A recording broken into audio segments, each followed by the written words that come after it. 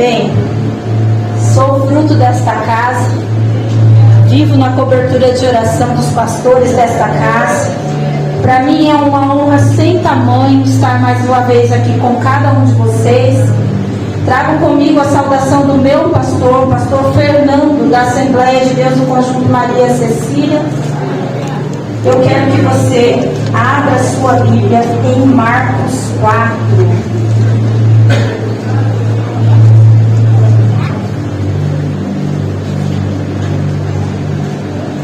Marcos capítulo 4. Vai lá no versículo 41. Marcos 4, 41.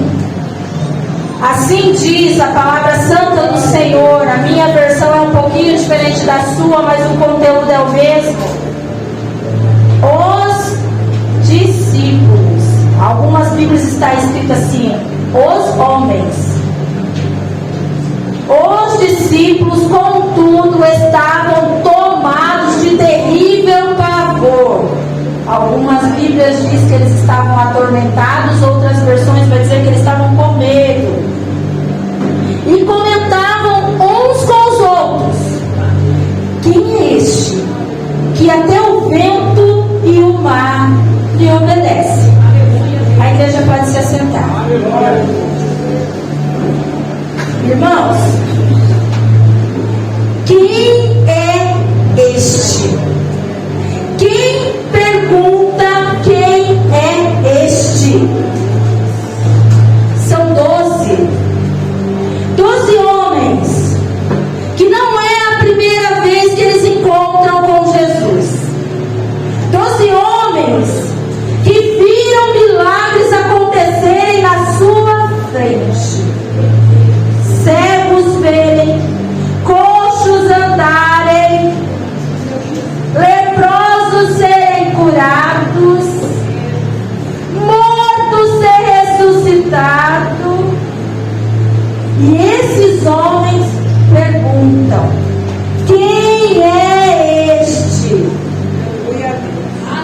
E nesta noite, com ousadia, eu pergunto a você: você sabe quem é este que até o vento e o mar lhe obedece? Ou você só ouviu falar dele? É um barco, é uma tempestade, é uma situação, é um momento que 12 homens estão vivendo. Desses 12, 5 são pescadores, ou seja, o mar não lhe é estranho. E não é a primeira tempestade que eles pegam no mar. Eles são pescadores. Não é o primeiro vento que eles pegam no mar. Não é a primeira vez que eles atravessam aquele lugar. No entanto, a palavra é clara em dizer que o medo, o pavor, o temor toma conta da mente e do coração desses homens, que têm experiência com a adversidade no mar, mas que frente à tempestade estão sucumbindo. Ei, espera aí. Eu estou falando de 12 homens diferentes, 12 homens que vão dar continuidade ao ministério de Cristo, 12 homens que o conhecem face a face. Mas não se esqueçam que eles são homens, como eu, como você, falhos, errantes e imperfeitos. Aí eu vou te perguntar: quem está no barco? O que tem dentro deste barco que está enfrentando essa tempestade? Por que a tempestade? Por que o barco está em meio ao mar revolto? São os porquês que eu pergunto todos os dias. Acaso você nunca se perguntou nenhum porquê desse? Fala pra mim que nunca, em meio a uma situação na tua vida particular, quando está só você e o Senhor, você nunca olhou e falou assim: aonde estás, Senhor? Quem és tu que não vê a minha aflição? Somos falhos, irmãos, não somos melhores do que os discípulos. Mas entenda, Jonas vai enfrentar uma tempestade. Mas a tempestade de Jonas é uma tempestade por conta de uma desobediência. Vários estão perecendo por conta da desobediência de Jonas. Existem as tempestades espirituais que chegam e balançam o nosso barco também. Tempestades essas que assolam, que às vezes arrancam até pedaços da embarcação. Mas eu estou falando de uma tempestade onde existe uma ordenança. Olha só, tudo começa lá atrás dizendo assim: passemos para outra margem. Quem mandou eles entrarem no barco e passar para outra margem? Jesus. E acaso Jesus dá uma ordem, e ele não tem um projeto, não tem tudo preparado, e ele não é rei o suficiente, poderoso, altíssimo, Deus do impossível, para levar até a outra margem, independente do percurso? Mas o que acontece é que em meio ao percurso, eles esquecem quem está no barco, quem mandou eles entrar no barco, e eles são levados pela força e pelo barulho do vento que assola o barco. Eu não sei se você já conseguiu chegar no culto, eu não sei se você já entrou na palavra, mas eu já estou lá dentro do barco chacoalhando. Eu já estou lá dentro do barco chacoalhando, porque quando o barco da minha história chacoalha, eu sei quem está dentro do barco comigo. E você? Você sabe quem é que está dentro do barco com você? Mas irmã, está tão difícil. Para eles também estava difícil. Irmã, eu não sei o que fazer com essa situação. Eles também não sabiam o que fazer. Irmã, eu nunca passei por isso. Eles já haviam passado, eles tinham experiência. E isso não os impediu de ter medo de perecer. Mas como ele estava, grande eu sou. Aquele que acalma o vento e a tempestade. Pois é. Quem é este? Quem é este que até o vento e o mar te obedece? Sabe quem ele é? Ele é a vida que vem vindo com uma multidão e encontra com a morte, com a dor, com o choro, com o desespero. E quando ele encontra, junto com a morte, com a dor, com o choro, com o desespero, tem uma outra multidão. São duas multidões, são dois contextos diferentes, mas aonde ele passa a diferença acontece. Ele não pode dar as costas para a dor de uma viúva que está indo enterrar o seu filho. A vida transborda sobre o menino. A vida vem trazer vida a tantos corações que estão nas duas multidões, porque uma multidão tem gente de todo tipo. Tem quem crê, tem quem não crê, quem está ali por curiosidade, quem está ali para ver e fazer alguma coisa rara para ter motivo para sair falando. É isso que tem na multidão. Mas acontece que a vida está ali. E aonde ele chega, a diferença chega. Ele vai à beira do caminho, encontra um certo Bartimeu. O que acontece? O Bartimeu vira a página. O Bartimeu que vai seguir depois do encontro com ele é outro. Ó, ele chega lá, presta seu barco para mim. Presta, vai. O barco vira culto. O barco nunca mais foi o mesmo barco. O barco se tornou santo, porque o santo entrou no barco. Aí veja bem, Pedro, Tiago e João, aqueles homens que estavam no barco, descem do barco e vão com ele. Os pescadores de peixe agora vão ser lapidados, trabalhados, moldados para ser pescadores de homem, porque aquele homem chega e os convida. Mas espera aí, Jesus era filho de carpinteiro. O que um carpinteiro está fazendo dentro de um barco com um pescador? Não tem muita coerência uma coisa com a outra. E quem diz que Jesus tem coerência quando Ele chama a mim, quando Ele chama você, quando Ele resolve operar um milagre na tua vida?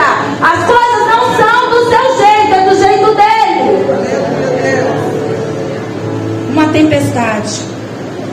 Uma tempestade que está assolando o barco.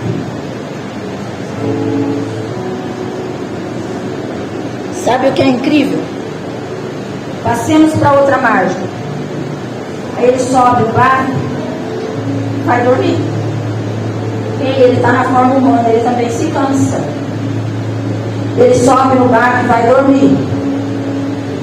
Em meio ao desespero, eu acredito que teve gente que até pulou por cima dele e esqueceu quem ele era. Ok. É um momento de dor, irmã, é um momento de aflição, irmã.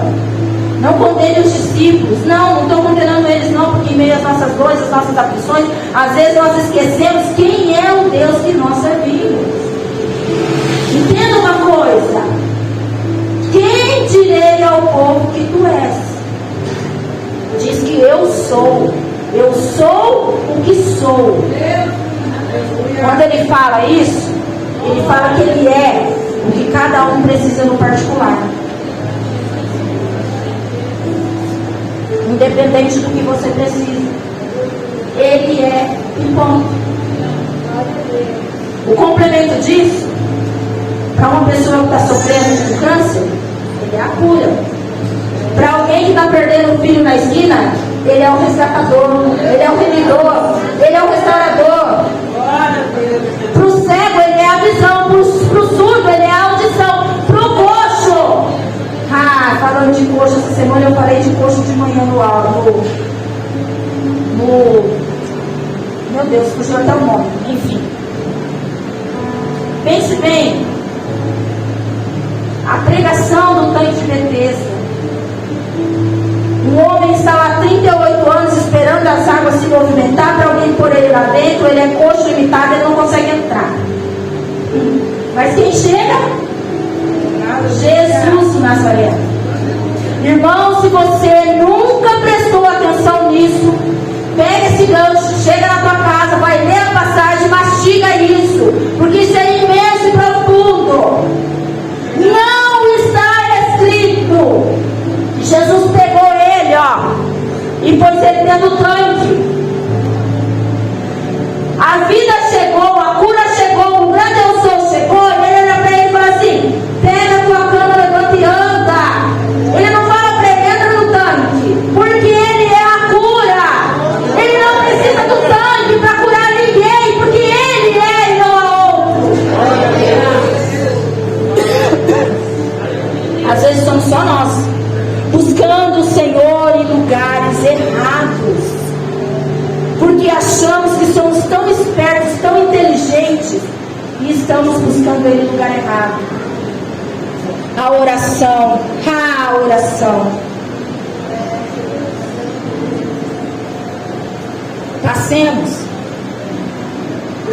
Passemos para o outro lado. Eu fico imaginando, isso não está escrito, que uma mãe, quantas mães tem aqui hoje? Quantas mães oram pelos seus filhos? Então escuta o que eu vou te dizer. Eu fico imaginando que uma mãe estava lá em Gadara orando pelo filho que ninguém dava mais nada por ele. O que tem em Gadara? Um endemoniado gadareno. Sabe o que acontece? Passemos para outra margem. Jesus precisa gerar mais fé nos discípulos, para eles estarem prontos, porque vem depois que eles chegarem na outra margem. Ei, a outra margem é Gadara. O que vai acontecer em Gadara? Fala para mim, o que acontece quando Jesus chega em Gadara? O gadareno vem para cima deles, dos discípulos. Aí eu vou dizer para você com ousadia, eu creio na minha simplicidade, que uma mãe no auge do seu desespero, que não sabia mais o que fazer pelo gadareno, o que me dá legalidade para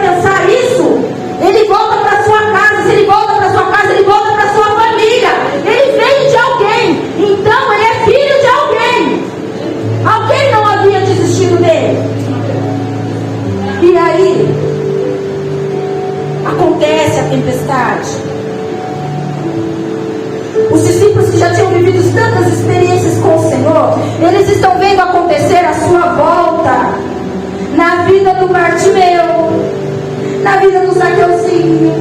Olha lá a viúva de Naim, que agora não é mais, ela continua viúva, mas ela não é mais aquela mulher desprezada, caída, porque ela tem um filho por ela.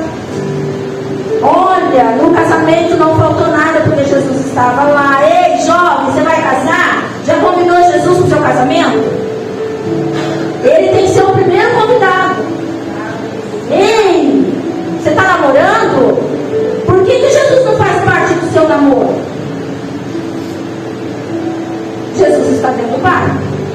A tempestade vem, o barco balança, mas não afunda, não quebra. Porque quem ordenou, quem tem a caneta santa que escreve a história, quem sabe de cada passo, de cada situação, de cada necessidade que está dentro do barco, quem está dentro do teu barco, o que tem dentro do seu barco? Irmãos, quem é este que até o vento e o mar lhe obedecem? Com espanto essa pergunta é feita dentro do barco. E com unção de Deus eu digo para você que quem entrou no barco não desceu da mesma maneira. Quem entrou no barco desceu diferente. E vai participar, vai ser parte ativa da história do Gadareno. Não entendeu ainda? Nem todo lugar que você chega, mesmo sendo sob a ordenança de Deus, você vai ser bem aceito, tá? Vai ler a passagem do Gadareno. Jesus é convidado a se retirar de Gadara. Ele é convidado a sair dali. Ele liberta um homem que está oprimindo toda uma cidade. Ele muda uma história. Ele muda a história de uma cidade. Não é só de um homem. E ele é convidado a se retirar dali. Ele não é bem-vindo. Jesus sabe. Mas o Gadareno, que já não é mais o mesmo, quer ir com ele. Eu nunca vi Jesus rejeitar ninguém. Nunca. Porque se ele disser um não para você, ele tem um propósito no não dele. Não, você fica, vai para tua família, vai para tua casa. É isso que ele fala para o Gadareno. E ele vai embora. Tempos depois, Jesus volta a Decápolis. Gadara é em Decápolis. Vocês acreditam que Jesus foi bem recebido na volta dele lá? Sabe que tinha um povo fervoroso lá? Tinha um povo fervoroso lá, que sabia quem era Jesus e ouvia falar dele. Mas espera aí, se os discípulos foram embora com Jesus, quem recebeu um não foi quem ficou em Gadara e saiu proclamando: eu sou prova viva de que ele faz. Olha eu aqui. Ele era conhecido naquele lugar. Todos que olhavam para ele tinham que contemplar a grandeza de Deus, porque eles tinham que ver que aquilo que era impossível, Jesus havia feito naquele lugar. Passemos para outra margem. Todos os dias o Senhor nos convida para passar para outra margem. Todos os dias Jesus nos chama para atravessar o vale, o deserto, a montanha, o monturo, o vale de ossos secos. Do outro lado, tem alguém que precisa ouvir falar do Mestre. Qual é o nosso comportamento na travessia?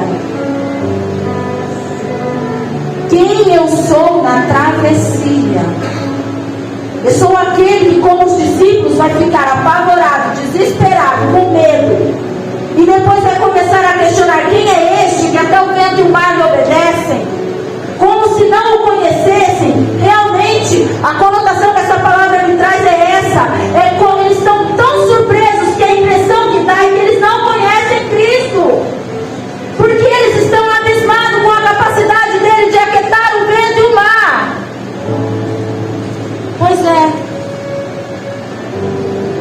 acontece na minha vida quando Deus fala assim para mim: passemos para outra margem. Eu vou fazer como Bartimeu, que a multidão manda ele calar a boca, ele continua gritando?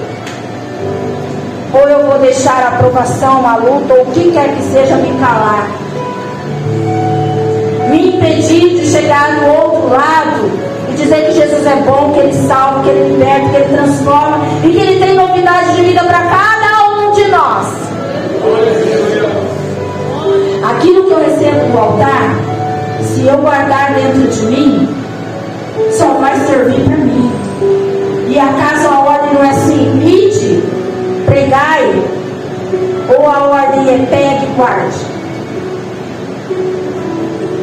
O que eu tenho feito quando Jesus me convida a passar a outra margem? Irmãos, é muito lindo você pegar esse microfone, chegar aqui e dizer assim: é possível, você consegue. Eu podia falar tantas palavras bonitas para cada um dos irmãos, só que nesta noite o Senhor está nos chamando para ouvir a voz dele, que chama cada um no particular para ser diferente, para fazer a diferença. A tempestade vai produzir crescimento, não é para morte, é para crescimento. Eu vou repetir para você escutar: ei, a tempestade que você está enfrentando não é para morte, é para crescimento, é para a glória de Deus. Então descansa. Irmãos, eu podia chegar aqui e dizer tantas coisas, mas a única coisa que o Senhor fala nesta noite é: quem eu sou na sua vida, na sua história. Quem eu sou? Marta, oh Marta. Marta, uma mulher que conhecia Jesus com intimidade. Marta também está passando pela tempestade do luto. Jesus chega. Se estivesses aqui, ele não teria morrido. Ela está no direito dela de falar isso? Não vou tirar o direito dela de falar isso. A dor é dela, não é minha. Cada um tem a sua dor. Só que Marta também está limitada pela tempestade, porque é a vida que está na frente de Marta. E quantas vezes a vida chega na tua frente, bate a porta da tua casa, e você faz o quê? Quantas vezes a vida chega na tua frente, bate a porta do teu coração, e você faz o quê? A vida chega à sua frente e quer fazer morada na sua mente para arrancar os pensamentos escuros, para arrancar os pensamentos de morte, de suicídio, de desânimo, de fracasso. E você faz o quê? Só vive o milagre o que aceita atravessar para outra margem.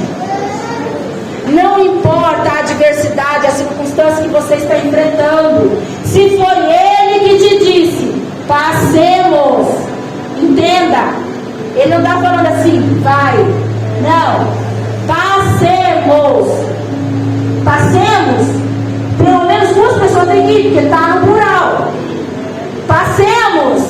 Ele pega a sua mão e vai com você, porque Ele vai passar com você. Não é vai, não é passa, não é siga, é passemos. É assim que está escrito. E acaso você não sabe que Ele se responsabiliza pelo percurso? Então está preocupado e desesperado por quê? Irmãos, quem me conhece mais de perto aí, tem umas moças lindas aqui, ó. Elas sabem muito bem que eu sou a rainha da ansiedade. Todo dia é uma briga. Eu costumo dizer que tem uma Andréia que mora aqui dentro de mim, que eu tenho que enjalar ela todo dia, porque ela é ansiosa, ela tem medo do vento, ela se preocupa com a tempestade. Só que a Andréia, que que ouviu a voz dele, sabe que ele é infinitamente mais do que acalmador de vento e de tempestade.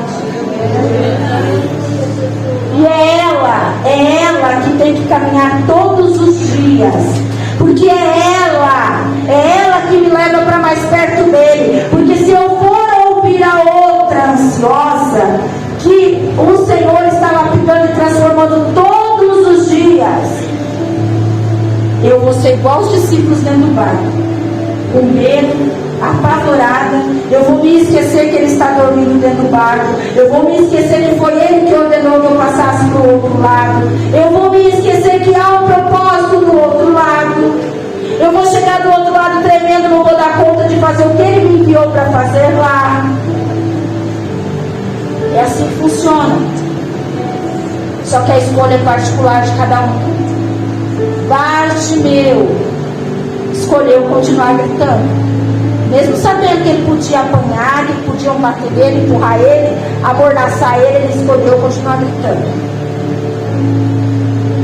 Cego, ele não está vendo Jesus, mas ele ouve.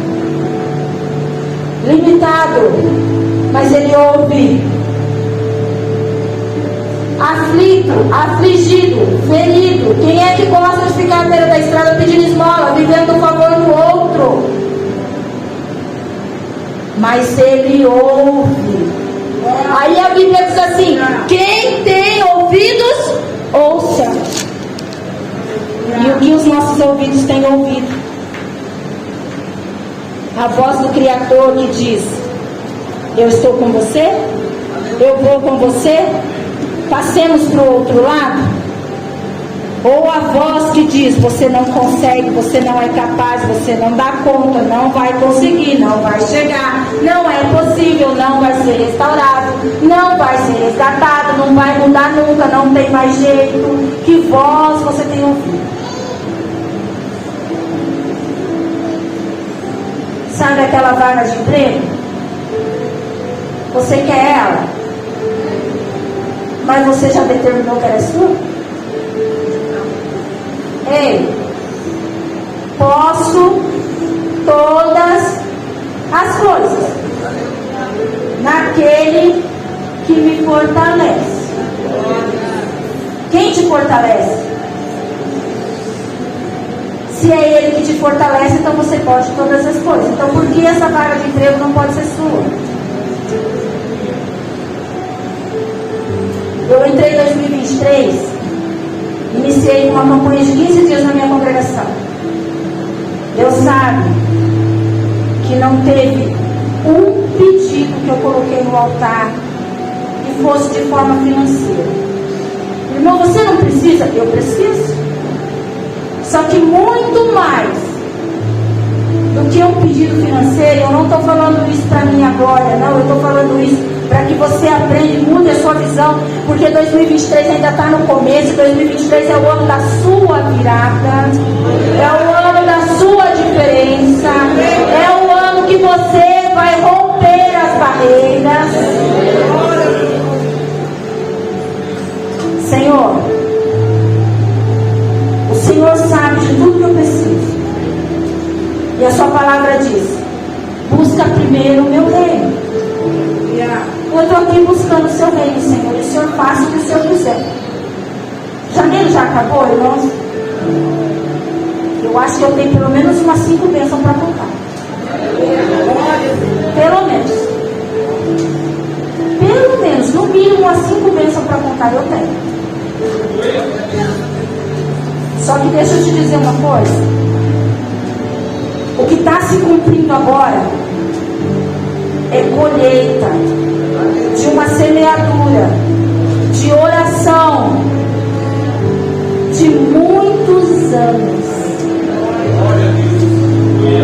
Eu não comecei a orar ontem, irmãos. Hoje, minha amiga Rosângela de vez em quando fala assim: ai, eu vou ter um joelho assim. Hoje eu posso dizer para você, não para orgulho meu, eu consigo dobrar o meu joelho e ficar ali uma hora, sem sentir. Mas se sabe por quê? Porque um dia a Andréia começou com 30 segundos. Ela nem orava, ela não sabia orar. Teve dia que a oração foi larga. Teve dia que foi sentada. Teve dia que foi andando. Mas a cada passo de oração, eu vou chegando mais perto de Deus. A intimidade vai aumentando.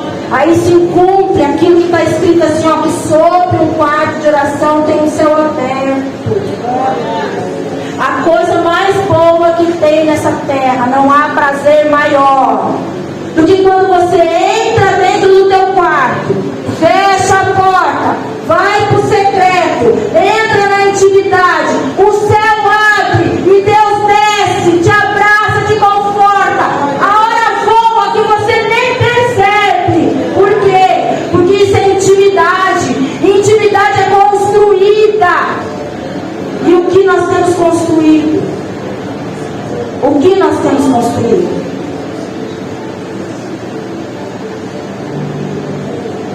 A palavra não fala que na volta eles continuaram perguntando quem é este.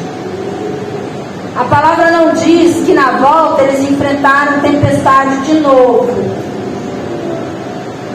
Mas eu creio, com os meus olhos da fé, que os homens que subiram no barco para fazer o trajeto de volta não são os mesmos que subiram para passar para Gadara. Não são. A igreja se coloca de pé.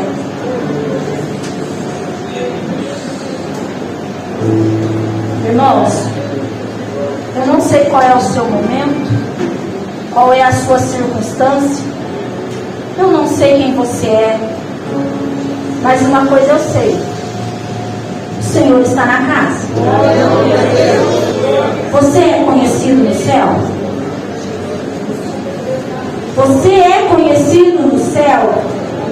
Eu vou perguntar de novo: você é conhecido no céu?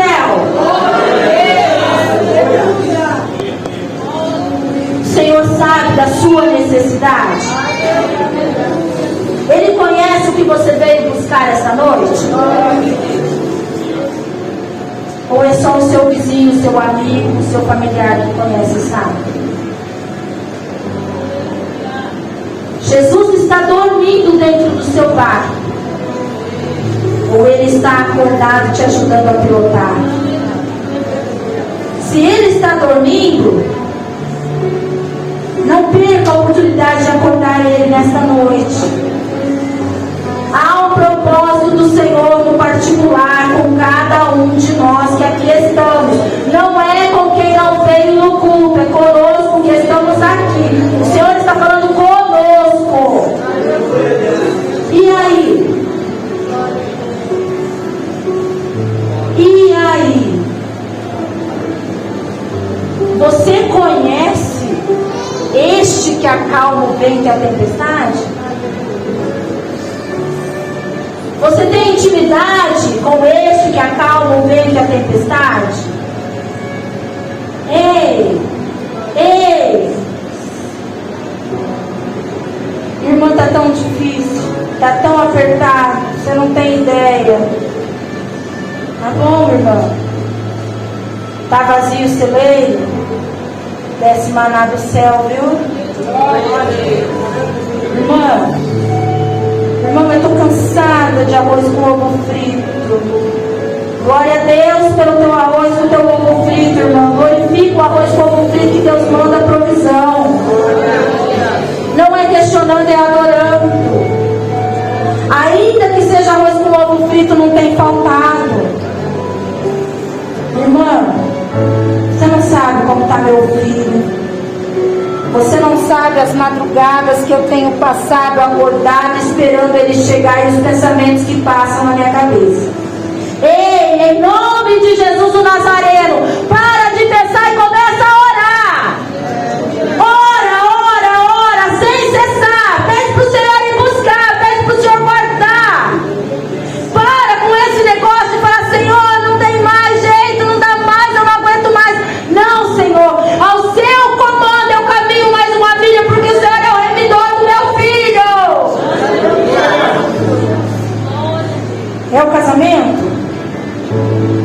Ei, eu já falei para os jovens, vou voltar a repetir, se você não escutou, é a hora de você escutar.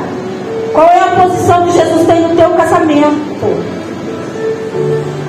Qual é a posição que Jesus ocupa na tua casa? Aquele que habita no esconderijo do Altíssimo não é aquele que passeia, é aquele que habita. Não é aquele que faz visitinha, é aquele que habita. Qual é a posição que Jesus tem na tua casa? Qual é a posição que Ele tem no seu barco? Ele é visitante ou Ele é habitante? Ele é dono da embarcação ou Ele é simplesmente um tripulante que está ali fazendo volume? Quem é este que até o vento e o mar lhe obedecem? Quem é Ele na tua história? O Senhor está nos chamando para atravessar para o outro lado, para viver o diferencial dele. Ei, eu quero ser um missionário lindo, eu quero pregar a palavra lindo, eu quero fazer a obra maravilhoso, mas é preciso pagar preço pelas almas que estão perecendo lá fora. O Senhor não escolhe só os bonitinhos. E aí como fica? Eu sinto te decepcionar se você acha que você vai sair por aí fazendo missão e você vai só lá para a gleba, porque não vai. Eu sinto te dizer, se você acha que você vai sair por aí e falar assim, hoje eu vou abraçar os 10 e falar que Jesus ama ele, que você não vai encontrar pelo menos 5 gadarenos pro caminho. Mas e aí? Qual é a sua disponibilidade para Cristo? Quem é Cristo na nossa vida? Que nós possamos meditar sobre esta palavra, porque isso é muito, muito, muito sério. O céu é para escolhido, não é para qualquer um. O céu é para quem tem comunhão com Ele. Não é a minha roupa que vai me levar para o céu, são as minhas obras através dele. É o que eu tenho feito com aquilo que Ele tem requerido de mim. É o que eu faço quando eu encontro o gadareno na outra margem. É como eu me comporto frente à viúva de Naim e o seu filho. É como eu procedo quando eu vejo um Bartimeu. Eu ajudo ele a chegar mais perto de Cristo, ou eu mando ele se calar? Qual tem sido a minha escolha? Qual tem sido a posição de Jesus na minha vida, na minha história? Não leve isso como um puxão de orelha meu, irmãos. Porque antes de eu chegar aqui e falar isso para você, o Senhor perguntou para mim lá na minha casa: quem sou eu na sua vida? Quem sou eu na sua história, André? Quem sou eu? O que eu sou? O que eu faço na tua vida? A palavra do Senhor também nos diz, uma passagem muito conhecida: examine-se o homem a si mesmo. Que você possa, nesta hora, fechar os seus olhos em uma breve oração no seu particular, dizer ao Senhor quem é Ele na sua vida, e reconhecer que talvez você não seja nem um terço do projeto que Ele acha que você é, que Ele projetou sobre a sua vida e que Ele está trabalhando para você se tornar, mas que você está disposto a não abandonar o barco, a atravessar até a outra margem e socorrer o gadareno. Oremos ao Senhor. Pai, a Tua palavra, Senhor, ela nos confronta, ela nos conforta, ela nos consola. A Tua palavra nos exorta, nos corrige, Senhor. Mas é através da Tua palavra, é sobre o Teu comando, Senhor, que nós fazemos a diferença na vida do caído e do sem esperança. Eu bem sei, Senhor, que o Senhor não nos chamou para ser números, Senhor. O Senhor nos chamou para que a nossa unidade traga a Tua glória sobre aqueles que estão, Senhor, esquecidos. Bem sei eu, Senhor, que o Senhor é Deus que tudo faz, que tudo pode, que tudo vê. Cada um aqui, Senhor, tem um projeto. Cada um aqui, Senhor, tem uma necessidade, tem uma causa, tem uma dor, Senhor, que está sendo entregue nas Suas mãos nesta hora. Eu sei que o Senhor é Deus de providência. Aquieta o vento, Senhor. tempestade. Deus tremendo santo, o meu pedido a Ti, Senhor, nesta hora, nesta noite, é que o Senhor amanheça na vida de cada um dos Seus servos, Senhor, trazendo novidade, esperança, solução e resposta. Seca as lágrimas, Senhor, da noite escura e sombria, e amanhece por caridade, por amor do Teu nome nas nossas histórias. Vem e toma o Teu lugar na vida da Tua igreja. Vem e toma o Teu lugar na mente e no coração de cada um. Que nós possamos ser a chama do Teu Espírito Santo aonde quer que os nossos pés pisem. Arranca o temor, arranca a dúvida, Senhor, e faz de nós, Senhor, nesta noite, faz-nos novos para a honra e glória do Teu nome. Enche-nos do Seu amor para que nós possamos transbordar a Tua plenitude, Senhor. Faz de nós poços, Senhor, e enche da água que nasce no rio do Teu coração, Senhor, para que nós possamos, Senhor, através da Tua glória, levar outros até o Teu Filho Jesus, para que nós possamos ser a diferença neste mundo, Senhor, de tanto desamor e dissabor. Seja conosco, Senhor, em nome de Jesus. Amém. Eu agradeço essa rica oportunidade em nome de Jesus.